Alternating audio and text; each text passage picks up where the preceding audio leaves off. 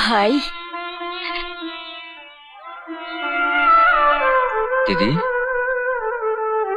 তোর চোখে জল? না না, ও কিছু না।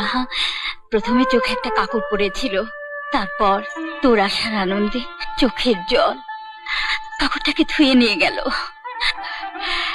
হ্যাঁ রে, কেমন আছিস তুই? দেখতে পাচ্ছিস না কেমন আছি? চল ওপরে চল। আরে, তোর শাশুড়িকে তো দেখছি না। কাউকে দেখতে হবে না, তুই তাড়াতাড়ি মিষ্টিগুলো খাতো। আরে তাড়াতাড়ি খাবো কেন, আস্তে আস্তে খাবো। তুই বস তো, বস তো আমার পাশে। কত কথা জমে গেছে বলতো তোকে বলার মতন। সেসব কথা আর একদিন শুনবো। মিষ্টিটা খেয়ে তুই এখন তাড়াতাড়ি যা। যা মানে? আর একটু থাকি না, তুই ওকে তাড়িয়ে দিচ্ছিস কেন বলতো?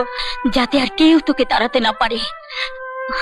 মিষ্টিটা তাড়াতাড়ি মুখে দে লক্ষ্মী ভাইটি আমার।